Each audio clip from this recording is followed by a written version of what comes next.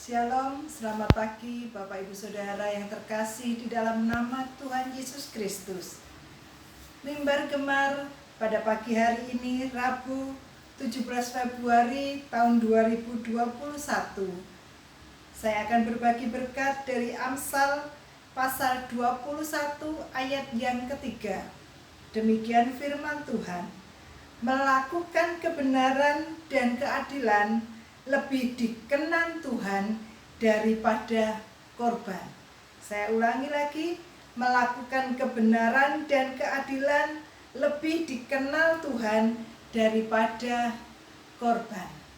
Bapak Ibu Saudara yang terkasih, dalam nas ini ada dua tindakan. Yang pertama, melakukan kebenaran dan keadilan. Dan yang kedua, memberikan korban persembahan. Memberikan korban persembahan memang jauh lebih mudah dan tidak berisiko. Tidak ada tantangannya. Dan kebanyakan orang menganggap bahwa jika kita sudah memberikan korban persembahan yang cukup banyak kepada gereja atau kepada hamba Tuhan, maka seringkali kita menganggap bahwa kita sudah berbuat banyak dan akan dikenan oleh Tuhan, berkenan kepada Tuhan. Jadi seringkali orang-orang menganggap, oh, aku memberikan persembahan yang banyak, aku memberikan korban yang banyak kepada gereja atau kepada hamba Tuhan, supaya aku disayang oleh Tuhan, berkenan kepada Tuhan. Tetapi dalam Amsal pasal 21 ayat yang ketiga ini dikatakan bahwa orang yang melakukan kebenaran dan keadilan lebih berkenan hidupnya daripada hanya memberikan persembahan korban semata-mata. Kita harus memiliki keinginan untuk menyenangkan hati Tuhan. Pada saat kita melakukan kebenaran, dan kebenaran yang hakiki adalah kebenaran firman Tuhan.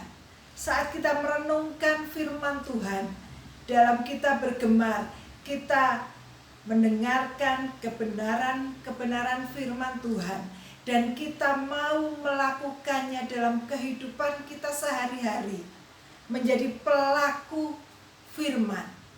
Kehidupan kita berikan kepada Tuhan.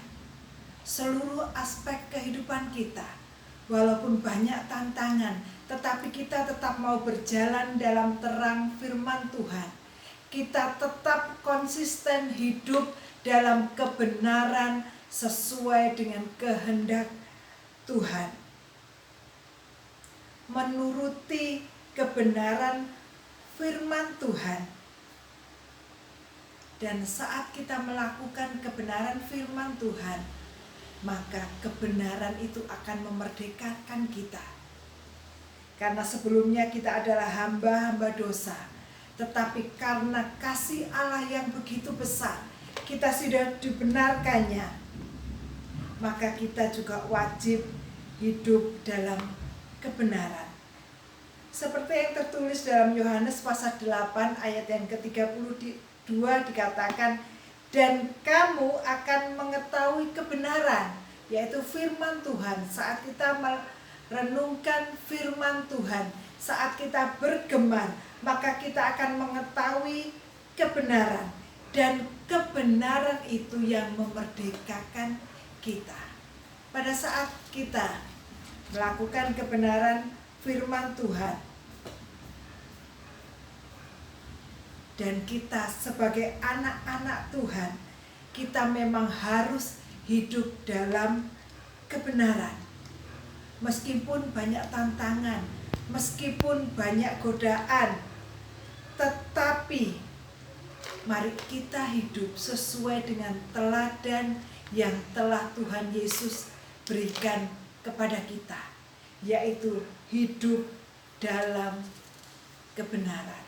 Memang itu tidak mudah, itu tidak gampang, banyak tantangannya. Saat kita menyerahkan hidup kita kepada Allah, karena Allah sudah menebus dosa kita, Allah sudah memerdekakan kita dan membuat kita orang yang dulu adalah hamba dosa, sekarang kita adalah hamba kebenaran. Roma pasal yang ke-6 ayat yang ke-18. Kamu telah dimerdekakan dari dosa dan menjadi hamba kebenaran.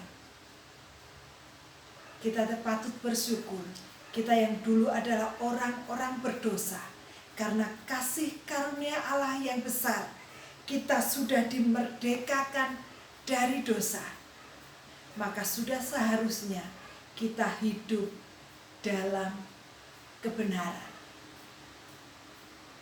Mari kita persembahkan hidup kita, seluruh kehidupan kita, detik-detik, menit-menit dalam kehidupan kita, dalam semua aspek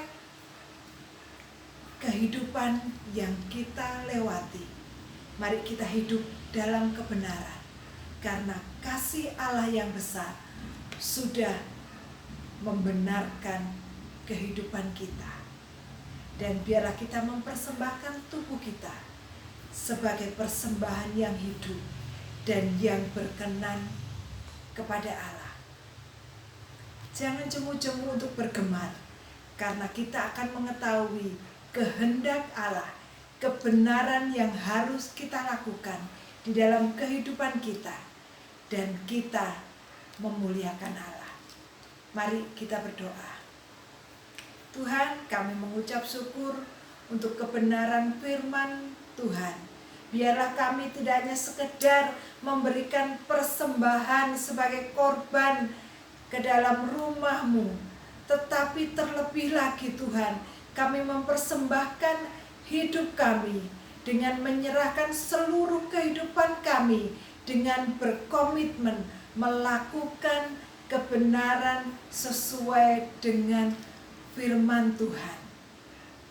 Mampukan kami ya Roh Kudus. Memang itu tidak mudah, tetapi kami yakin dan percaya kalau kami mau berpegang teguh kepada firman Tuhan dan dengan pertolongan Roh Kudus, maka kami juga akan mampu hidup dalam kebenaran. Terima kasih Tuhan.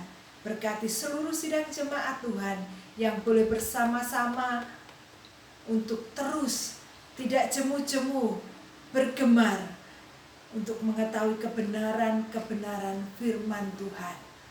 Di dalam nama Tuhan Yesus, haleluya, amin. Bapak Ibu Saudara yang terkasih, di dalam aktivitas kita sehari-hari, mari kita terus berjuang, kita terus berkomitmen untuk hidup dalam kebenaran firman Tuhan. Selamat beraktivitas. Tuhan Yesus memberkati. Amin.